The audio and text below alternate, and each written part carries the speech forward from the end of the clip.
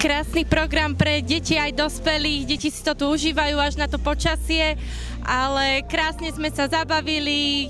Občerstvenie perfektné, aj kultúrny program. Ďakujeme.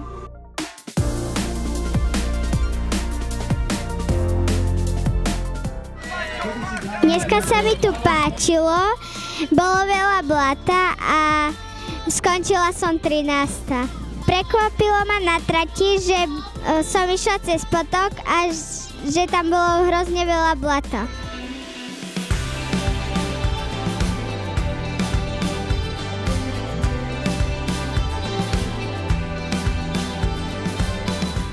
Mne sa nám tu najviac páčilo kreslenie.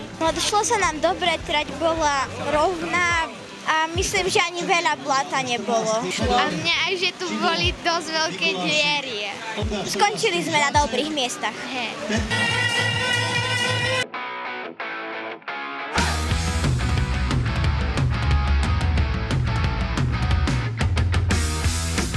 Išlo sa nám moc dobre a mne sa najviac páčil ten úsek, jak bola tá cyklocesta, lebo tam sa mohla najviac šprintovať.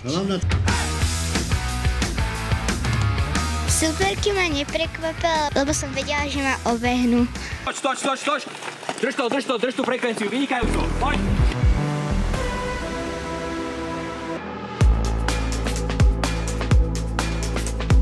No, išlo sa mi úplne najlepšie. Som si myslela, že vyhrám, ale na konci už som nevládala. Ten kopec nebol najľahší, bol dosť strmý, trochu sa šmíkalo, ale v pohode.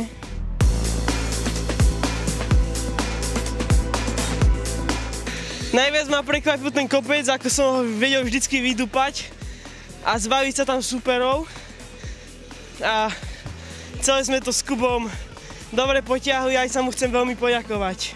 Veľmi mi pomohol ten veľký kopec a mne sa išlo teraz dobre v tom blate, to mi aj vyhovovalo. Tak som veľmi spokojný s tým tretím miestom, lebo v blate by to nezvyklo ísť, ale teraz by to vyšlo, takže sa veľmi teším.